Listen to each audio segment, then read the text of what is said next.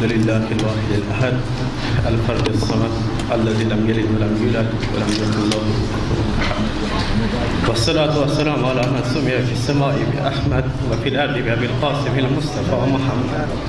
أما بعد، أعوذ بالله من الشيطان الرجيم. بسم الله الرحمن الرحیم. قالوا إنا لله و إنا إلیه راجعون. برادران عزیز، قصه سخنرانی را نداشتم. توصیه‌ای که برای بنده شده بود از طرف وزارت خارجه جناب استانگزای سید که پیام تسلیت او برای خانواده جناب انصاری صاحب و برای همسنگران جناب انصاری صاحب،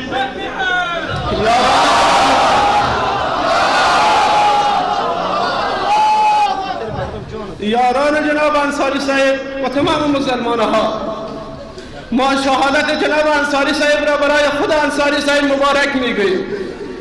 شهادت مقبوله انصاری صاحب را، پیوستن او با خدای عزوجل، پیوستن او با پیامبران، پیوستن او با شهدا و صالحین برای او مبارک میگوییم و برای خودمان تسلیت میگوییم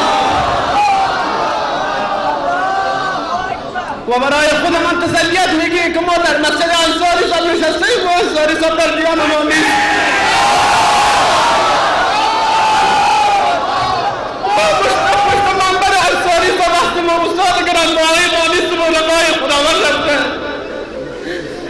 خداوند تبارک و تعالی از انصاری صاحب قبول بگرداند، رحمات که بر ما کشیده استاد مهربان ما را قبول بگرداند.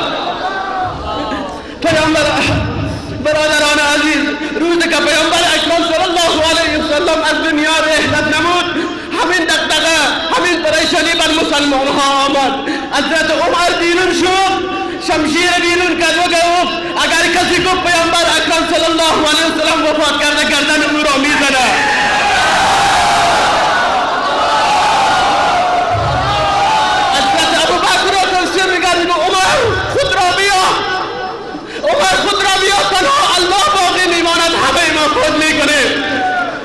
امروز اگر انصاری صاحب وفات کرده، منبر انصاری صاحب باقی مانده. حضرت ابوبکر فرمود فمن کان یعبد الله فالله حی ولا یموت. ای مسلمانها، ما عبادت الله را میکردیم و انصاری صاحب روان ما و رهبر ما بود. منبر انصاری صاحب باقی است، برادر انصاری صاحب باقی است، منزل انصاری صاحب باقی است، راه راهنمود انصاری صاحب باقی است.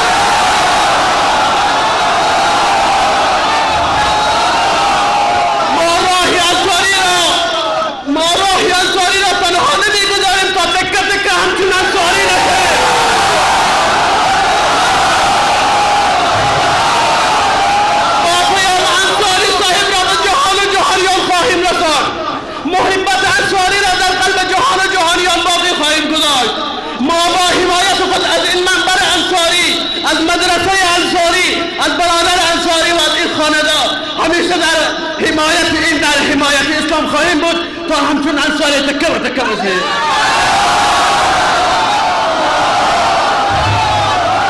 این وعده ما با الله است که با همراه انصاری انشاءالله تکه تکه حج خواهیم شد. این وعده ما با الله است که راهی را که انصاری انتخاب کرده بود ما شاگردان و مقتدیان انصاری صاحب این راه را میگذاریم. دشمن و سخت شکست خورده است، دشمن و سخت خطا خورده است که این شیخ زمرد را شکسته است. یقین بداند به هر توته انصاری ها پیدا می شود و کلام حق را به این زمرد بهشتی که شکسته، این از بین نرفته، این با این تکه تکه شدن این زمرد بهشتی هزاران انصاری به دنیا خواهد آمد و راه انصاری را ادامه خواهیم داد. ما جان ما، مال ما، اولاد ما خدای همین راه است. پیامبران ما قربانی شدن، اصحاب ما قربانی شدن، تکه تکه شدن و ما هم میشوید. ما این را پیش رو داشتیم که خود این را گرفتیم. انصاری صاحب بارها به همچون سنت پیامبر اکرم صلی الله علیه و سلم از خدا طلب شهادت کرده بود و برای لقای به خداوند و برای پیوستن به لقای خداوند همین راه را انتخاب کرده بود و ما هم به همین راه خواهیم رفت.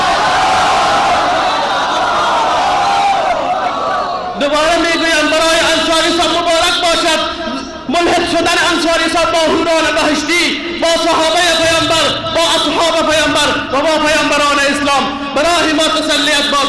پیام تسلیت نیستم از وزارت خارجه، برای همه ما مسلمان ها تسلیت باد و انشاءالله این راه ادامه میدهیم. السلام علیکم و رحمت الله و برکاته.